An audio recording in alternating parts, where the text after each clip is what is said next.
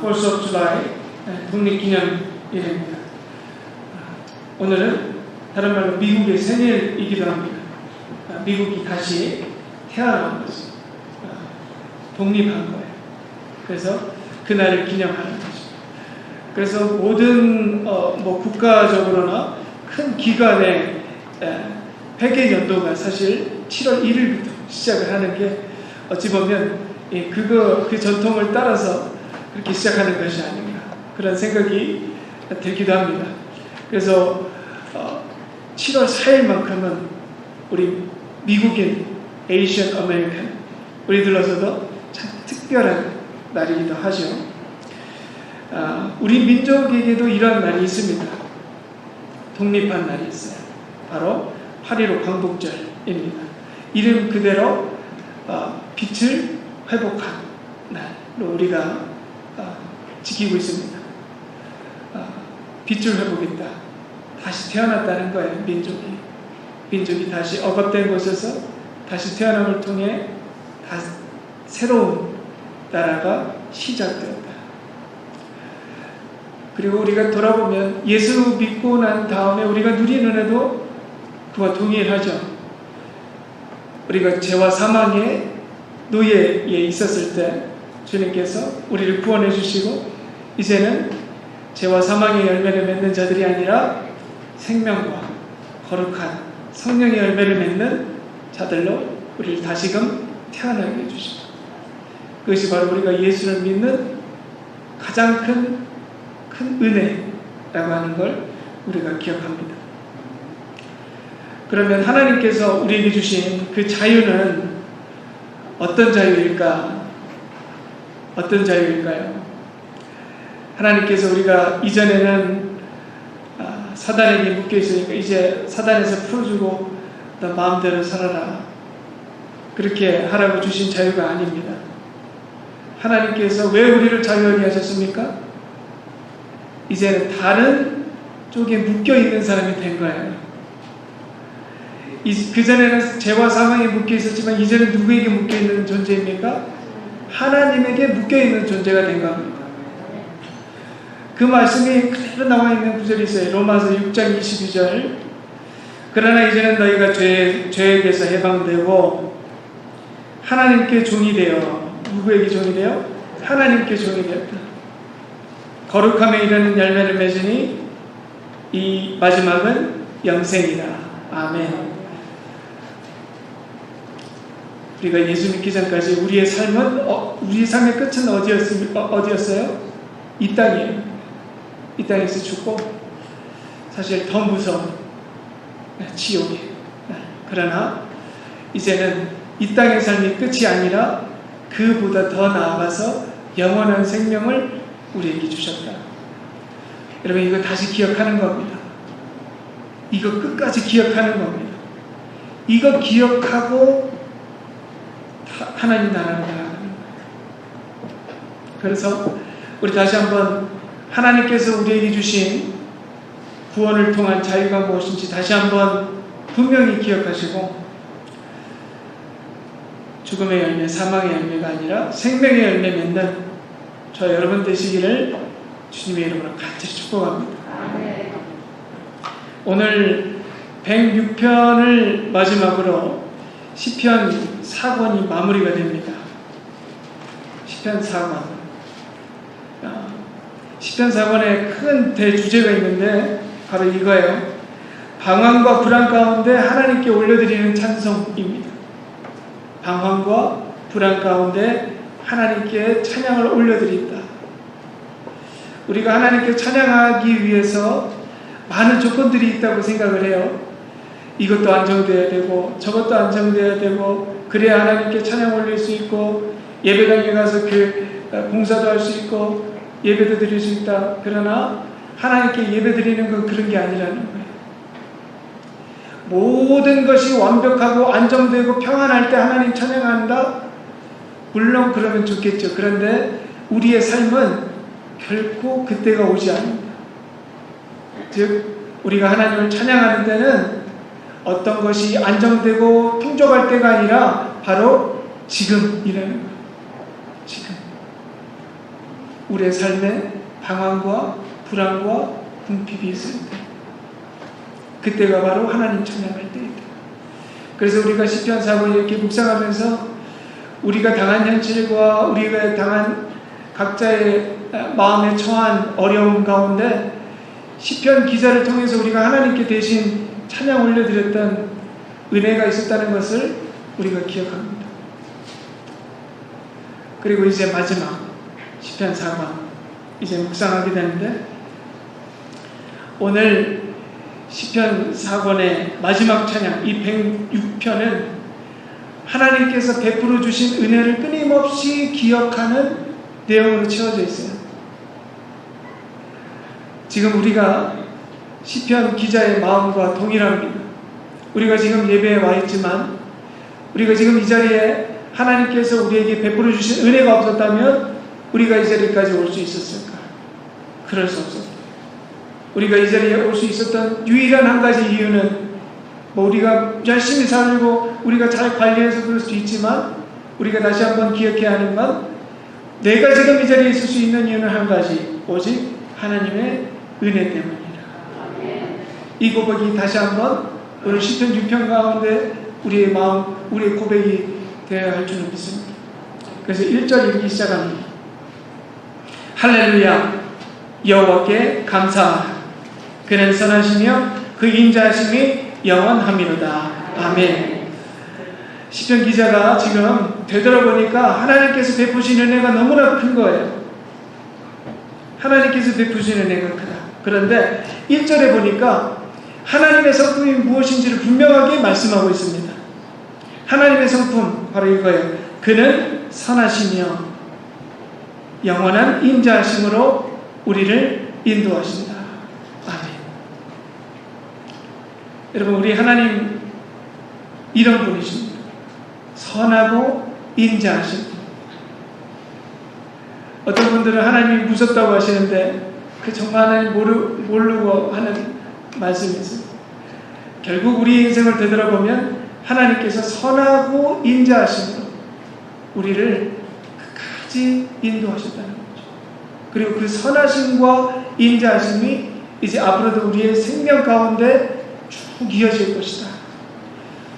여러분, 이거 분명하게 기억하십시오. 이거를 기억해야 우리가 하나님을 온전히 만날 수 있는 거예요. 이거를 기억하지 못하고 내 생각과 내 감정으로 하나님 평가하기 시작할 때 우리는 믿음 다 잊어버려요. 사실 여러분의 삶을 보십시오. 하나님이 여러분 선하고 인자하심으로 지금 인도하신 것 같아 보이십니까? 아니면 정말 잔인하고 어떤 때는 못돼, 정말 하나님 맞나 싶을 정도로 여러분을 인도하십니까? 우리의 지금 삶을 보면 하나님 참 무심하고 참 너무하실 것 같아 보이실 때가 있어요. 그러나 그가 아니라는 거예요. 하나님의 성품은 영원히 변하지 않는다는 거예요. 선하시고 인자하시다. 여러분, 지금 여러분의 입술로 고백하시는 거예요. 하나님은 선하시고 인자하시다. 하나님은 선하시고 인자하시다. 그 고백을 하는 사람이 그 하나님의 인자하심의 성품을 볼 수 있는 거예요.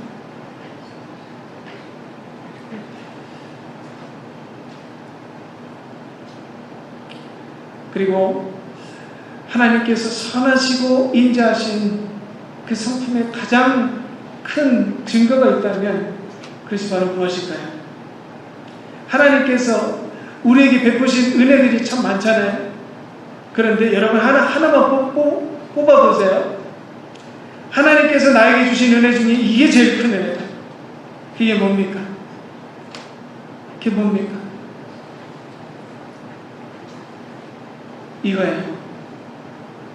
그의 아들 예수 그리스도를 우리에게 주신 거예요. 여러분, 왜 대답을 못 하셨을까요? 자꾸 다른 은혜를 찾아요. 다른 걸 찾아요. 하나님께서 나에게 잘해주신 게 별로 없으신데,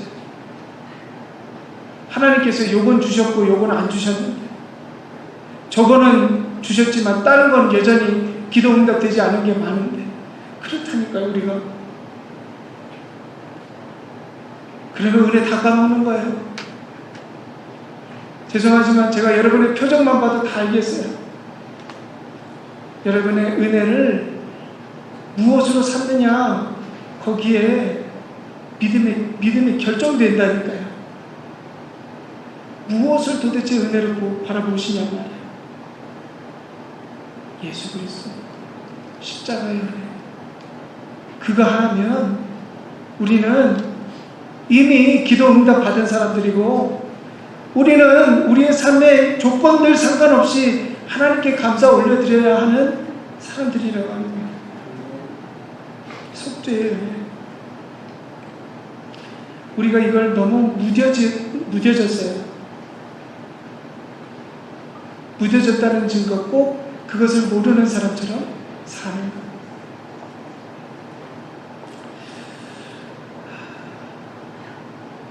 여러분, 하나님께서 우리에게 주신 은혜가 그렇게 큰데 우리가 그거 기억 못하면 하나님 정말 서운해 하실지도 모릅니다.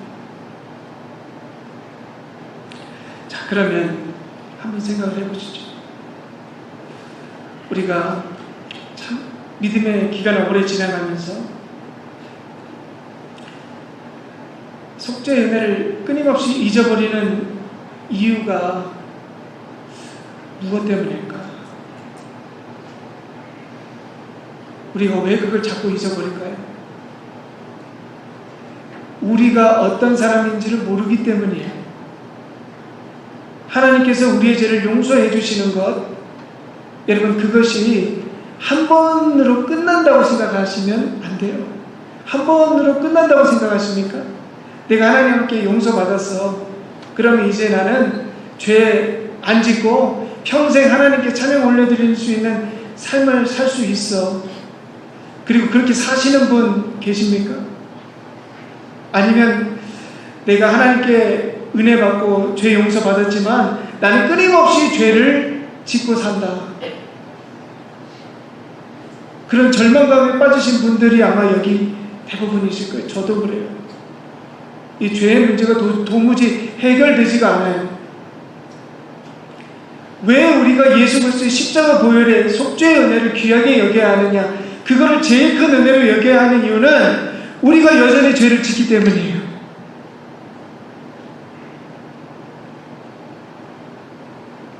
하나님께서 그걸 아세요. 우리는 끊임없이 죄를 짓는 존재예요. 아마 지금도 예배 끝나고도 나가시면서 죄 지으실 수도 있어요. 그런 게 우리들이에요. 그래서 죄를 용서받는 그 은혜가 제일 큰 은혜예요, 우리들에게는.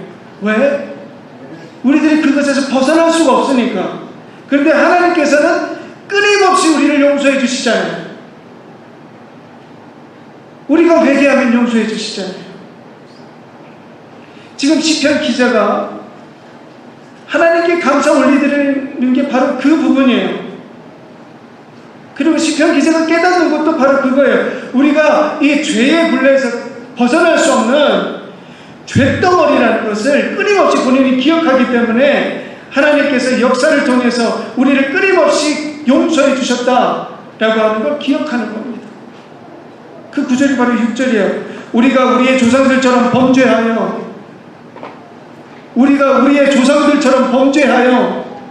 죄가 어떻게 됩니까? 끊임없이 이어져 오고 있는 거 보는 거예요.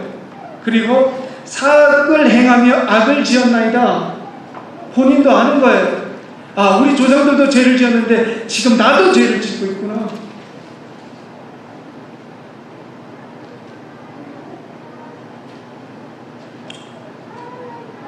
여러분의 반복되는 죄가 보여지는 거예요. 여러분, 이게 회개의 시작이잖아요. 여러분, 회개를 누가 할 수 있어요? 나의 죄를 깨닫는 사람들이 할 수 있는 거예요. 그리고 하나님께서 회개를 기뻐하신다고 하셨죠? 그리고 그 회개를 통해서 우리가 다시 씻어진다고 말씀하시잖아요. 여러분, 이것이 은혜입니다.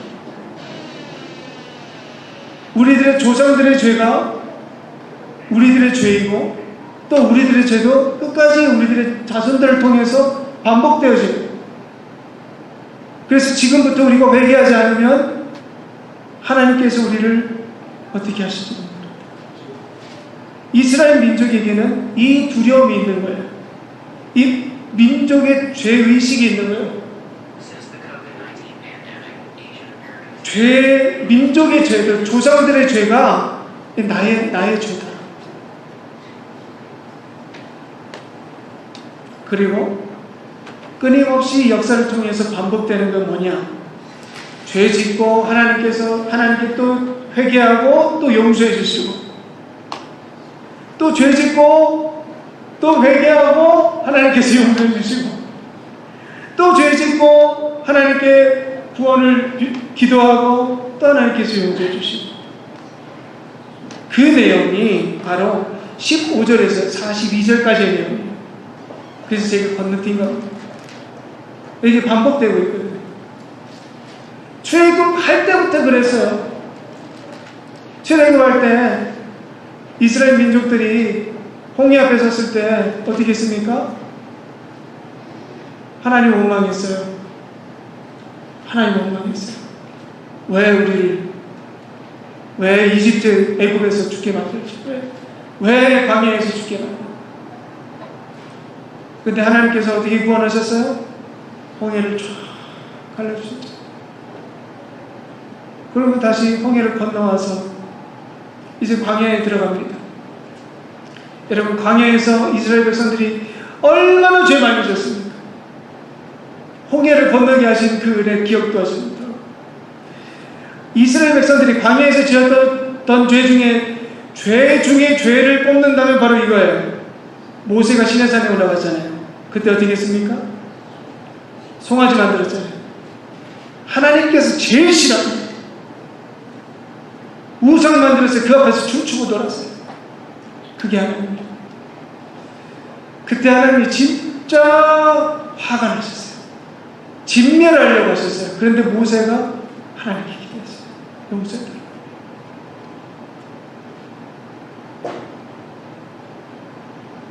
그 기도 듣고 하나님께서 참으셨어요. 자, 그리고 이제 요단을 건너서 가나안 넘어갑니다. 가나안 넘어가서는 죄 졌습니까? 안 졌습니까? 가나안 넘어가서도 죄 졌어요. 도저히 가만히 없어요. 어떤 죄 졌습니까? 하나님께서 진멸하려고 하는 민족이 있었는데 그 진멸 못하고 다 민족도 섞였잖아요. 이방 민족들은 다 섞여가지고 결국에는 우상 섬기는 것까지 배워가지고 하나님께서 제일 싫어하는 거 또 쳤어요. 그때 하나님께서 어떻게 하십니까? 블레셋이라는 이방 민족 들어가지고 이스라엘 쳤어요. 진짜 민족이 멸망 직전까지 갔을 때 그때 어떻게 합니까? 기도하는 거예요. 기도했어요. 그리고 하나님께서 또 용서해 주셨어요. 어떤 분들은 구약의 하나님이 참 무섭고 야속하고 좀 세신 분이시다라고 하지만, 여러분, 이스라엘 백성들이 한 걸 치면 하나님 양반입니다. 멸망의 그 때가 몇 번 있었는지 몰라요. 근데 하나님께서 회개하니까 바로 용서하셨죠. 이스라엘 민족에게는 이 담대함이 있었어요. 이겁니다. 우리가 아무리 붉은 죄를 지었을지라도, 아무리 진짜 용서받지 못할 죄를 지었을지라도 하나님 앞에 나아가서 회개하면 하나님께서 우리의 죄를 양털같이 깨끗하게 용서해 주십니다. 그게 언제부터 약속되었느냐? 하나님께서 아브라함을 택할 때부터 약속하신 거예요. 여러분, 이 약속을 붙들고 있는 거예요, 이스라엘 민족이. 그러니까 그 담대함이 있는 거예요. 하나님께 회개하면 용서해 주십니다.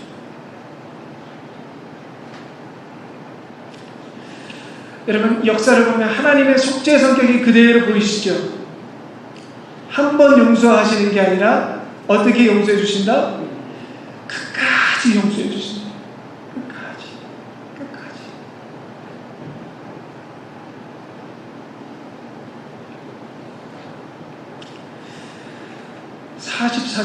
44절부터 46절까지 하나님께서 우리를 그렇게 용서해 주시기로 약속하셨다는 그것을 기억하는 구절이 바로 44절, 46절입니다.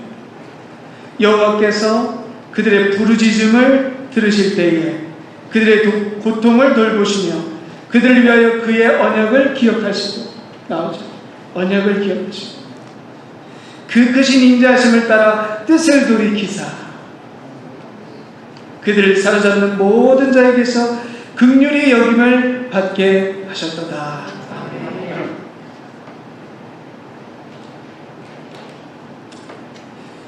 이사야서 1장 18절 말씀, 여호와께서 말씀하시되 오라 우리가 서로 변론하자.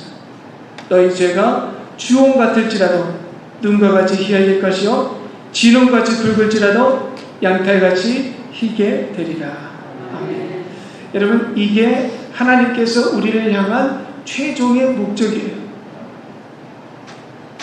하나님께서 우리를 때로는 좀 벌도 주시고 어떤 때는 치시기도 하시지만 결국에는 우리를 양털같이 깨끗하게 하셔서 그의 앞에 흠없는 자로 세우시기를 원합니다. 그게 하나님께서 우리를 향한 목적이라는 거예요. 하나님께서 우리를 살게 하실 때, 우리를 이 땅에서 살게 하실 때 어떨 때 보면 하나님께서 우리를 보내신 게 우리를 죄짓고 지옥에 보내게 하시기 위해서인가? 라는 의문이 들 때가 있죠. 왜? 여전히 죄를 지니까. 그런데 아닌 거예요. 우리를 이 땅에 살게 하신 것을 우리를 끊임없이 그의 합당한 자로 회복시켜 주시기 위한 거죠. 용서와 회복, 그것이 우리를 향한 하나님의 온전한 뜻이다. 여러분, 그러면 분명히 이해되죠.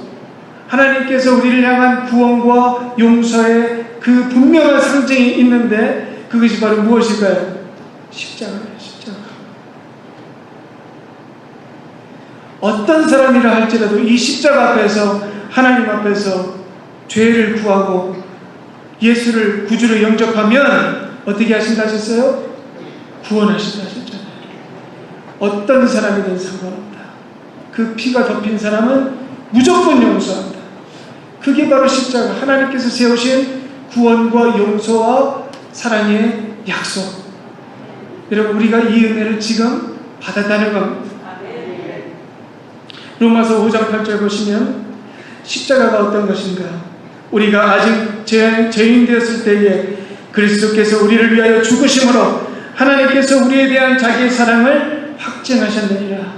아멘. 사랑의 약속, 확실한 증거, 바로 십자가. 이제까지 받았고 지금도 받았고 앞으로도 우리가 받으려네. 그러면서 시편 106편 마지막 구절 아름다운 찬양으로 마무리가 됩니다. 여호와 이스라엘 하나님을 영원부터 영원까지 찬양할지어다. 모든 백성들아 아멘 할지어다. 할렐루야. 아멘. 이러면서 시편 4권은 마무리됩니다.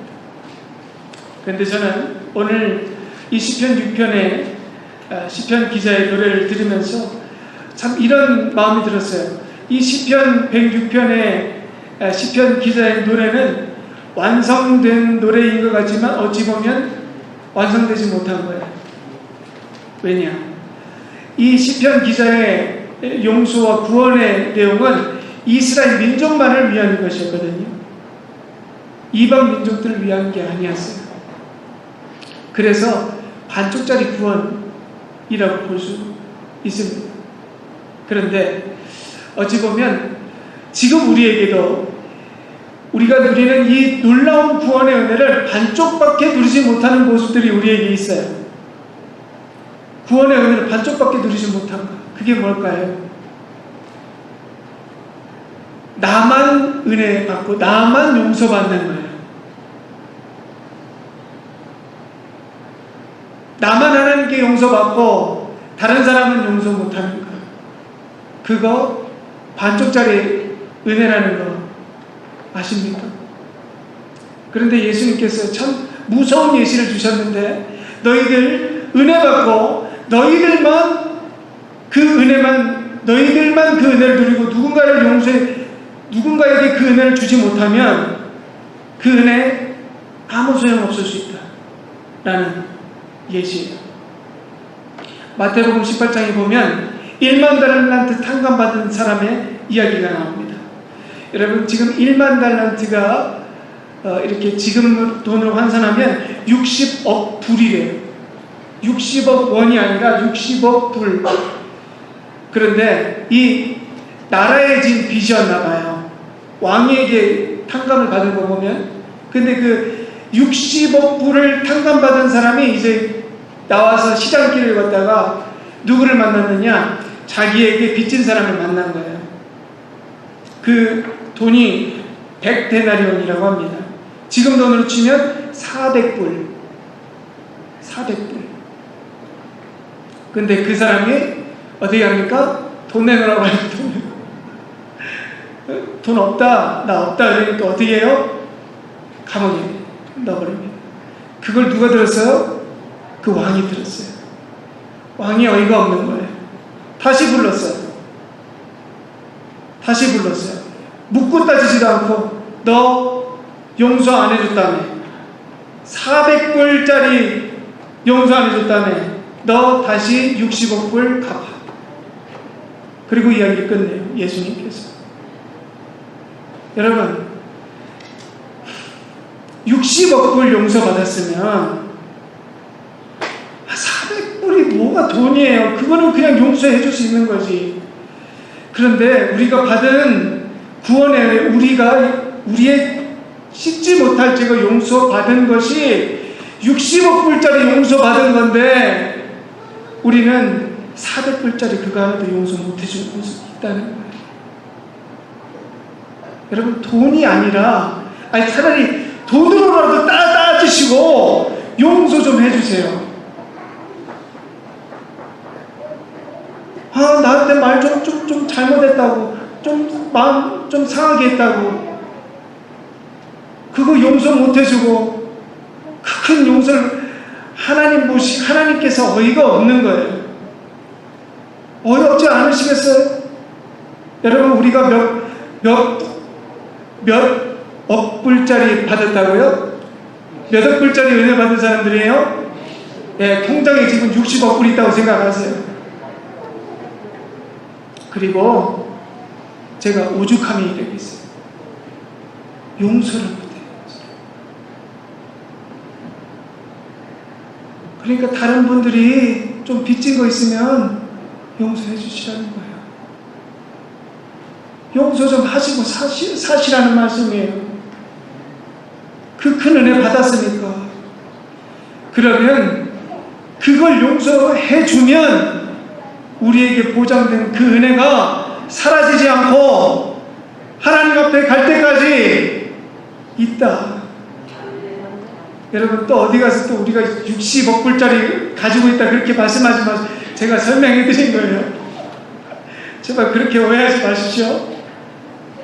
돈으로 뭐 따지고 오죽하면 제가 이렇게 말씀드리냐고 말이에요.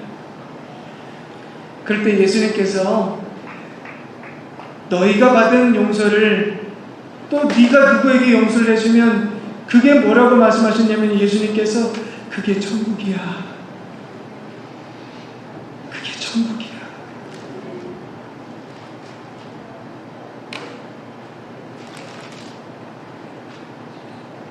그런데 우리가 이렇게 얘기를 말씀드려도 그거 잘 안 되죠? 그렇죠? 안 돼요. 뭐 60억으로 소용없어요. 지금 내 상처 스크래치 받은 거 어떻게 할 거냐 이거예요. 내 힘으로는 못해요. 그렇죠? 우리가 다짐도 해보고 뭐 하나님께 뭐 기도도 해보고 응답도 받고 했는데 뭐 됩니까? 그런데 여러분, 다시 하세요. 근데 우리 힘으로 못하니까 누구 힘으로 할 수밖에 없을까요? 주님의 힘으로 밖에 못해요. 주님께서 하시면 될 거예요. 주님께서 하십니다. 우리가 설교 후에 성찬합니다. 감리교는요, 우리 연합감리교는 7월 1일에 꼭 이 성찬을 해요. 왜? 새롭게 시작하는 것. 새롭게 시작하는 것. 근데 왜 성찬합니까, 우리가? 새롭게 시작하는 것도 누구와 같이 시작하는? 주님과 같이 하는 거예요. 여러분, 용서도 내가 못해요. 주님께서 하셔야 내가 하는 거예요. 그리고 성찬할 때 주님의 살과 피를 우리가 먹지 않습니까? 똑같은 거예요. 주님의 살과 피를 먹으면서 주님께서 나 여전히 함께 하시지. 그리고 힘내서 다시 한번 용서. 이 성찬의 시간이 여러분의 주변에 형제 자매를 용서하고 이웃을 용서하는 힘의 근원이 되기를 주님의 이름으로 간절히 축복합니다. 그래서 오늘 우리에게 주신 말씀 온전히 우리고 베푸신 은혜 기억하고 나도 그 은혜 베풀므로 천국을 살아가는 저 여러분 되시기를 주님의 이름으로 간절히 축복합니다. 기도하시겠습니다. 우리에게 베푸신 은혜 기억하며